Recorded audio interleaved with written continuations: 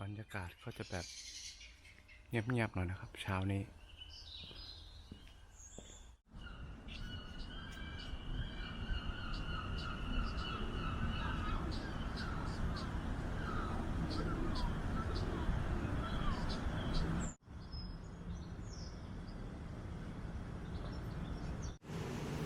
สวัสดีครับหาอยู่หากินคือเก่าครับผมหาอย่างอ่ะ หาเฮ็ดงานเดี๋ยวกลับเมืองไทยก่อนสิไปตึกแขให้เบิ่ง มาเป็นที่แง่ทำเมื่อไร สงกรานต์ ไปหาอยู่สายได้เนาะแท็กซี่เนาะ หาใช้ยอมหน้าหรืออยู่บน เดี๋ยวแต่จะของ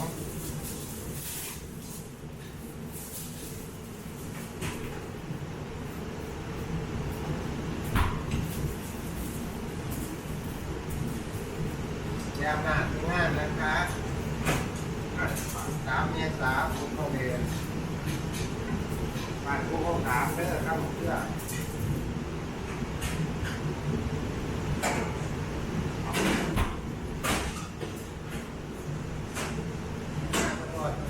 พี่น้องโยม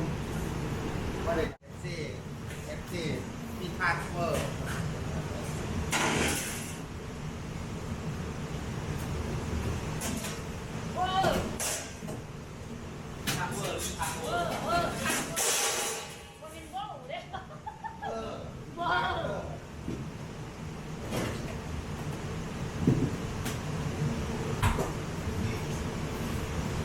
สวัสดีค่ะพี่น้อง เจอกันอีกแล้วค่ะพี่น้อง เจอกันอีกแล้ว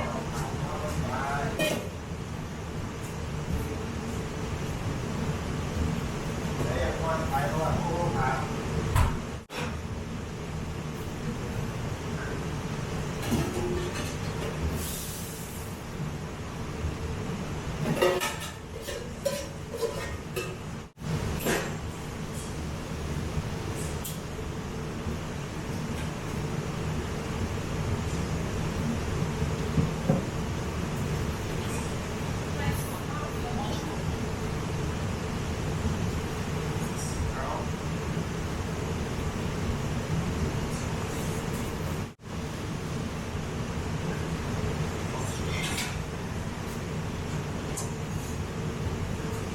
มอร์นิ่ง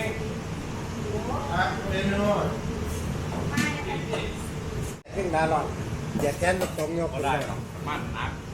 เอ้ามันกันนักจริงๆตลอดเนี่ย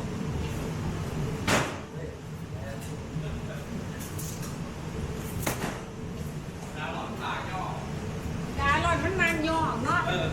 สองมือมันใส่ประสานยก ครับยกเดี๋ยวเจ้า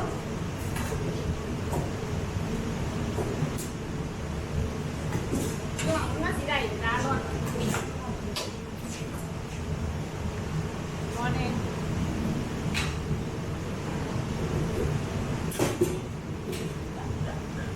มันมาเลยอุบลแล้วล่ะปล่อยเขาไทยเข้าไปเลยเนี่ยเดี๋ยวจะที่ไปฟ้องของขึ้นแล้วนะ ของราคาหนาไหม หมอคาหนาว ขออนุญาตแจกกล้องไม่ได้นะแจกกล้องยาพกแบบ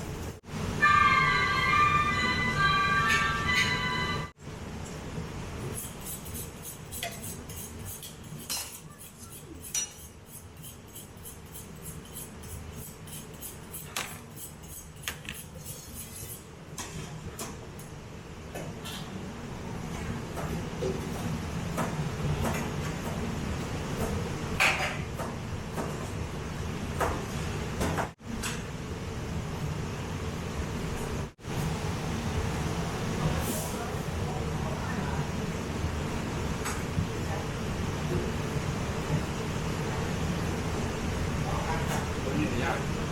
เรื่องอะไรครับ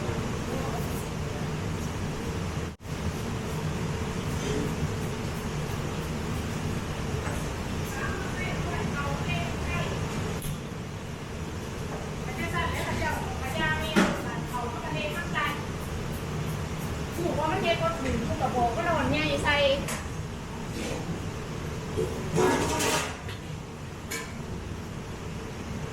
นี่คุณ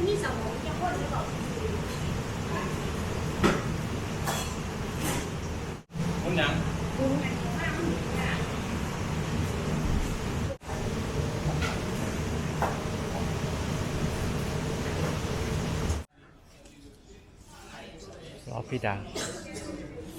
กินชามากินหนาวๆไหม พรุ่งนี้ปรีดาจะเลิกแล้วปรีดาจะเลิกแล้วเรารอพรุ่งนี้ครับ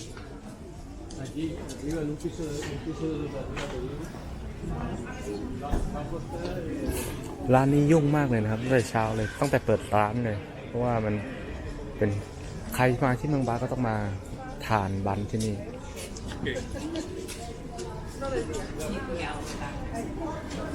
คือแถวยาวเลยแหละครับผมถ้าไม่จองนะไม่มีสิทธิ์ที่ได้โต๊ะนั่งครับทัวร์เยอะมากเลยครับกลุ่มทัวร์วันนี้ดูรถบัสเมืองบาสนี่ดู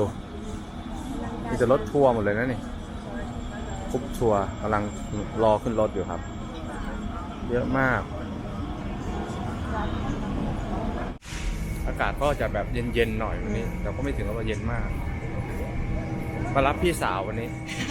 ไปดื่ม ไปซ้อมคอ เดี๋ยวพรุ่งนี้จะ เอาจริง พรุ่งนี้จะเอาจริงใช่ วันนี้ไปซ้อมคอก่อน อากาศเย็นอยู่ครับ แต่ไม่ได้เย็นมากอะไร คือแบบกำลังดี มาร้านอาหารไทยนะครับผมชื่อร้าน Jiggling Squid ที่เมืองบางร้านอาหารไทยเต็มทุกที่เลยวันนี้ป้าคริสซี่กับพี่ปรีดา อันนี้พี่สาวนะครับพี่ปรีดาพามากินข้าว อันนี้ป้าคริสซี่ from ซาลีรัน